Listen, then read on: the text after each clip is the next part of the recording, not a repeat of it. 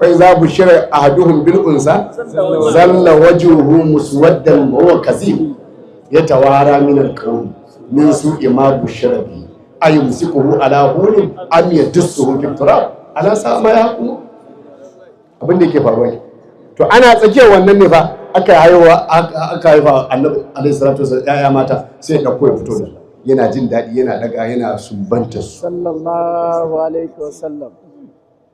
annabi yana son yara ƙanana yana tausayin su yana tausayin dabbobi yana tausayi. Yanzu ka duba Uhudu dutse ne fa amma annabi ya ce jabal Uhud yuhibbuna wa nuhibbu, yana son mu ma muna son shi.